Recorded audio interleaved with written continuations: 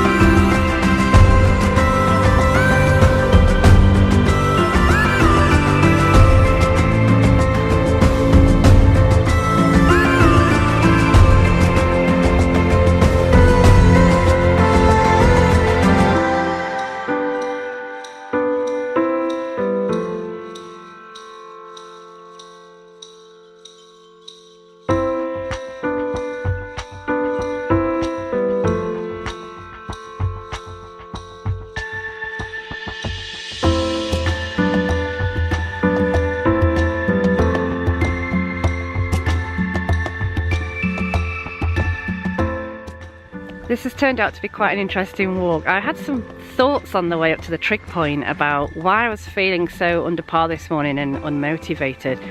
And the more I thought about it, I came to realise that it was about feeling guilty, about not achieving what I set out to achieve last week, and being ill, you can't do it. So I then started thinking about the time of year as well. It's January, February time, and the months here in the UK are dark and often very cold, especially where I live near the Pennines. We get some real bad weather coming in, and they're not my favourite months and never have been.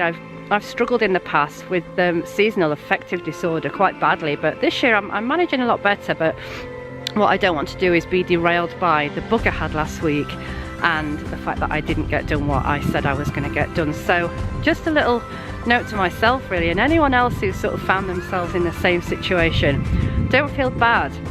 You know, life does happen, things happen, you get sick, it's part of life. And as well, this time of year I do think it's a time to sort of slow down and maybe take some time out to look at the bigger picture instead and focus on your long-term goals. Don't be too upset if certain things don't get done exactly as you expect. Loosen up a little bit, at least that's what I'm sort of teaching myself today, and I think it's a good motto to live by for the next few weeks.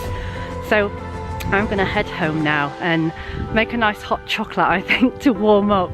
It's been an absolutely stunning walk and I will hopefully get in the studio later. As I say, that's if it's thawed out, but I'm not holding my breath.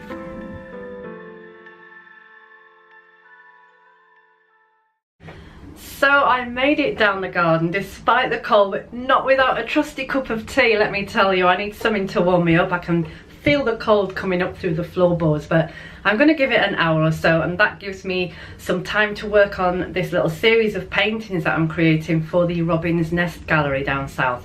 And I've been invited to be part of their very special birthday exhibition, which is taking place in March, and I'm really thrilled to be a part of that. I'm amongst some really amazingly talented artists, so yeah, very exciting.